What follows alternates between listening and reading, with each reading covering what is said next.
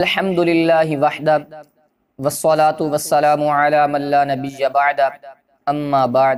جب جانے دو عالم صلی اللہ تعالی علیہ وسلم کی عمر مبارک 40 برس کے قریب پہنچ گئی تو مقدمات نبوت کا ظہور شروع ہو گیا۔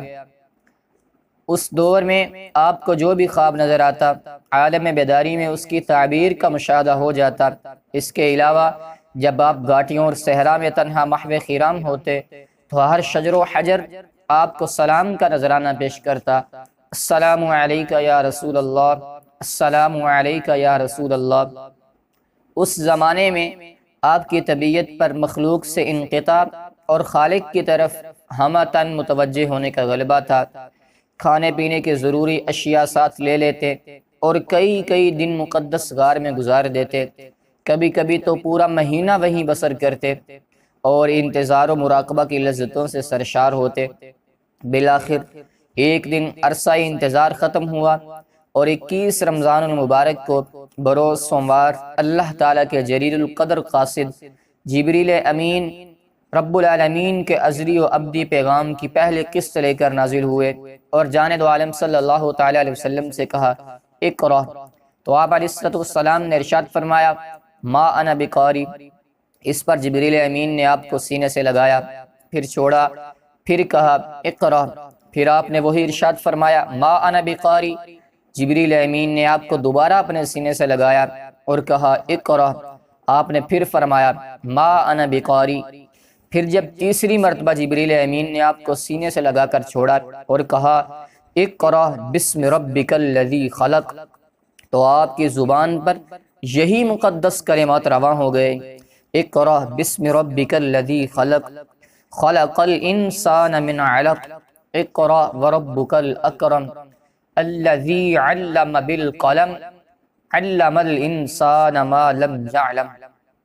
یہ تو جانے دو عالم صلی اللہ تعالی علیہ وسلم کا جگر گردہ تھا کہ آپ اس باجبروت کلام کو برداشت کر گئے جو اگر پہاڑ پر نازل ہوتا تو اس کے بھی پرخچے اڑ جاتے۔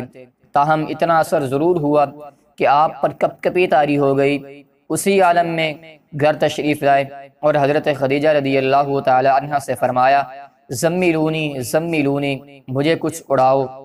چنانچہ آپ کو گرم کپڑے اڑا دیے گئے۔ جب کچھ افاقہ ہوا تو حضرت خدیجہ کو پورا واقعہ سنایا۔ حضرت خدیجہ نے آپ کو تسلی دی اور کہا کہ اللہ تعالیٰ آپ کو کبھی رسوا نہ ہونے دے گا، کیونکہ آپ مہمان نواز، رشتہ داروں کے حقوق کا پاس کرنے والے، محتاجوں کا بوجھ اٹھانے والے، فقیروں پر نوازشیں کرنے والے اور حق کا ساتھ دینے والے ہیں۔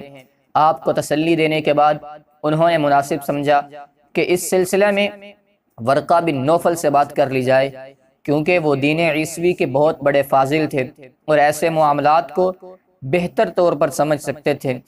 چنانچہ حضرت خدیجہ رضی اللہ تعالی عنہا جانے دو عالم صلی اللہ تعالی علیہ وسلم کو ان کے پاس لے گئیں اور ان سے کہا بھائی جان ذرا دیکھیے، اپنے بھتیجے سے سنیے ان کے ساتھ کیا پیش آیا۔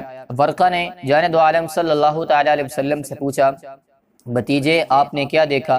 تو جانے دو عالم صلی اللہ تعالی علیہ وسلم نے سارا واقعہ تفصیل سے بیان کر دیا۔ ورقہ نے پوری روایت سن کر کہا یہ وہی قاصد ہے جو حضرت موسیٰ علیہ السلام پر نازل ہوا کرتا تھا۔ کاش میں جوان ہوتا، کاش میں اس وقت تک زندہ رہتا جب آپ کی قوم آپ کو ارض مکہ سے نکال دے گی۔ تو جانے دو عالم صلی اللہ تعالی علیہ وسلم نے حیرت سے پوچھا کیا یہ لوگ مجھے یہاں سے نکال دیں گے؟ ورقہ نے کہا نعم، جو بھی اس طرح کا پیغام لے کر آیا لوگ اس کا دشمن ہو گئے۔ اگر میں اس وقت تک زندہ رہا تو آپ کی بھرپور مدد کروں گا، لیکن افسوس کہ حضرت ورقہ کی یہ تمنا پوری نہ ہو سکی اور آپ تھوڑے ہی عرصے بعد خالق حقیقی سے جا ملے۔